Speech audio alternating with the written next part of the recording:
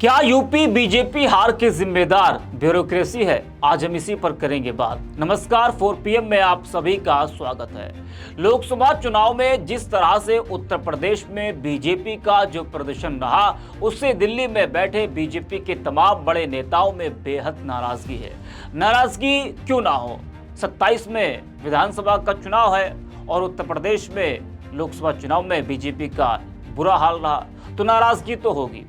हर रोज समीक्षा बैठकें हो रही है। यूपी में बीजेपी को 80 में से मात्र 33 सीटें मिली, जबकि उसके सहयोगियों को 3 सीटें ही मिल पाई, यानी कि कुल एनडीए गठबंधन को उत्तर प्रदेश में 80 में से 36 सीटें ही मिल पाई।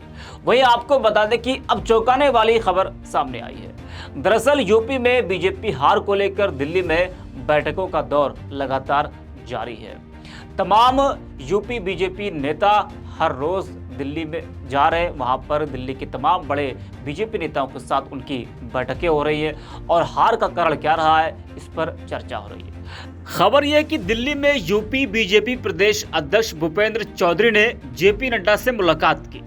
इस मुलाकात में हार के कारणों को बताया गया कि हार के कारण क्या हो सकते हैं। अमर उजाला की ये खबर देखिए, जिसकी हेडलाइन है कि यूपी जेपी नड्डा से मिले भूपेंद्र चौधरी, 35 मिनट की मीटिंग में अयोध्या वाराणसी पर उठे सवाल, होंगे बड़े फैसले। जी हां, वहीं आगे लिखा है, जरा आप भी देखिए, लिखा है कि सूत्रों के मुताबिक प्रदेश अध्यक्ष ने हार के बारे में जो फीडबैक दिया, यानी कि प्रदेश अध्यक्ष भूपेंद्र चौधरी ने हार के बारे में जो फीडबैक दिया है अमित शाह को कि नौकरशाही के मनमानी के साथ ही मतदाता सूची में गड़बड़ी के अलावा संविधान बदलने और आरक्षण खत्म करने जैसे तमाम कारणों को जिम्मेदार बताया गया है। इसमें ये जो लाइनें की नौकरशाही के मनमानी के साथ, जी हां, तो यूपी ब्यूरोक्रेसी पर भी सवाल खड़े हो रहे हैं। मतलब हार का जिम्मेदार ब्यूरोक्रेसी को भी बताया जा रहा है, जिस तरीके से जो खबरें सामने आ रही है। तो हार का ठीकरा संगठन अपने ऊपर ना लेकर नौकरशाही पर फोड़ रहा है। वैसे भी ये पहले से कहा जाता रहा है कि योगी सरकार पर नौकरशाही हावी है। राज्य के ज्यादातर मंत्रियों ने कई बार शिकायत भी की है कि राज्य के नौकरशाह उन्हें तवज्जो नहीं देते हैं और उनकी बात नहीं सुनते हैं। जानकार कहते हैं कि योगी सरकार में नौकरशाह निरंकुश हो गए हैं और वह अपने मुताबिक कार्य कर रहे हैं, और अब तो वो खुलकर सामने भी आ गया है। जब लोकसभा चुनाव में बीजेपी की यूपी में हार हुई तो कहा जाने लगा कि नौकरशाही की मनमानी भी है हार का एक कारण।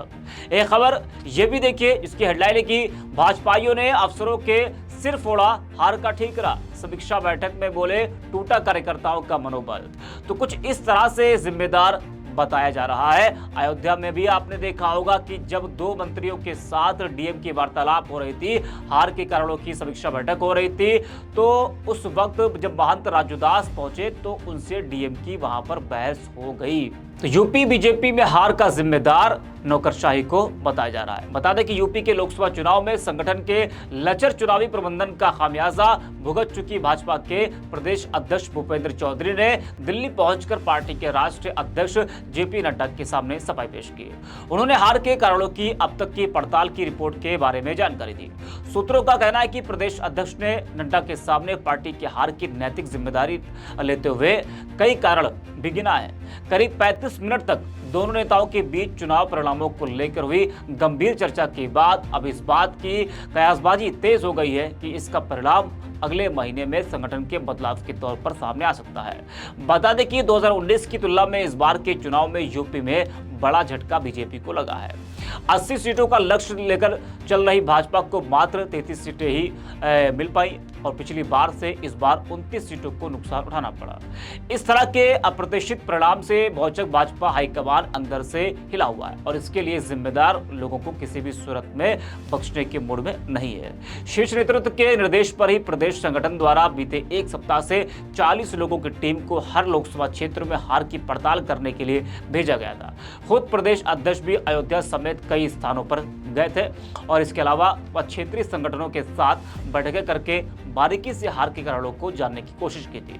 सूत्रों के मुताबिक पार्टी के केंद्रीय मुख्यालय में दोनों नेताओं के बीच सबसे अधिक चर्चा अयोध्या की हार और वाराणसी में प्रधानमंत्री नरेंद्र मोदी की जीत का अंतर कम होने को लेकर हुई है।